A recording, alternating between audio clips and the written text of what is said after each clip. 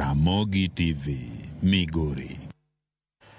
Jopuonjre masomo bedo lakteche mbalariany ma Kenyatta gikone to oyienegi tiyo kod kar thieth ma Kenyatta Teaching Referral and Research mar yudo puonjruok kod tiegruok mowew kata internship tok ywaruok e kindgi kod tend kar thiethno, ywaruok mosekawo higni maromo 5. Mana kaka jafumbo maro Armstrong Osutwa leronwa, jopuonjre go ne onyiso mor margi ka gikoni gisebedo ka gikale midhiero mathoth kaluwore ni ne gilawo yudo tiegruok makamano e kar thieth ma Kiambu.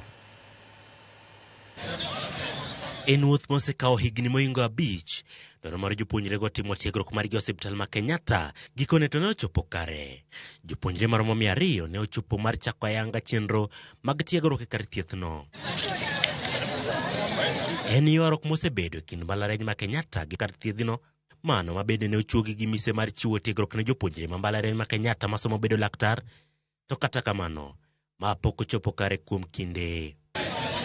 Zainab Gura, ma en jatelo maduong' e osiptalno, oyango ni okang' ma kamano en mano mosenyiso dwaro mar kar thiethno mar chiwo tiegruok ne jopuonjre ma Kenyatta. And that is a critical and major milestone for both of these institutions.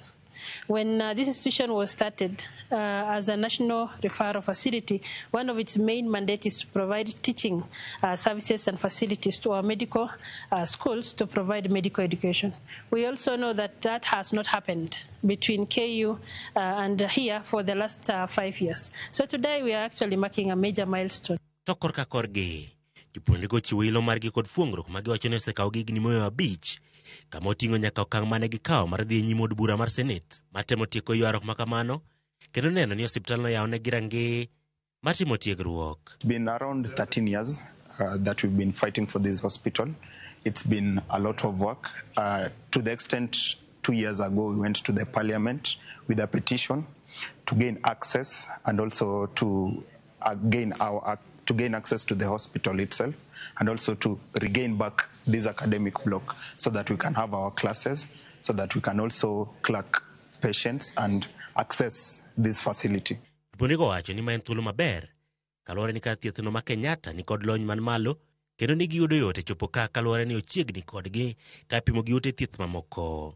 Pia kuna amazing research, kuna world renowned doctors, kuna research, there's world renowned research yenye ina happen hapa tu nyumbani kwetu. So we'd want to be at the forefront of this research. Also incorporating KU, which has a lot of technology here and there, is really a mile ahead, and we hope that is going to help med students to at least be at one point where we'll say that going through KU at a university to do an MBCH because is a blessing. Kuna kusumbuka kwa sababu unaangalia kutoka KU mpaka kule Kiambu, kuna hustle kubwa especially sekta ya transport, na unapata kuwa pia a lot of time is lost. Jopuonjre go mosebedo katimo tiegruok margi osiptal ma Kiambu level 5 wacho ni kalore gi ng'anyo mag lakteche mosebedo ka dhi nyime kaunti no ma Kiambu gisebedo gi chandruok kalore ni sani jotuo onge, kamano semono gitimo kata mana penj maggi.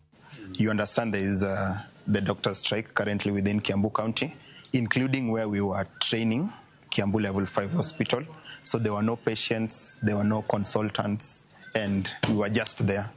So we are not able to do our exam. You know, as a doctor, you have to do your clinical exam to proceed to the next level. Jochung' mopogore opogore sekta mar somo kod thieth sani koro chiwo luoro margi kaga wacho ni poni ywaruok makamano dhi nyime to nyalo biro thiro chenro mag somo ahinya to ne jopuonjre masomo bedo laktar e mbalariany ma Kenyatta kaachiel kod chenro mag thieth pachoka. Lokruok makamano igeno ni biro chako tich ayanga dwe mar 9 higani. Armstrong Osutwa, Ramogi TV.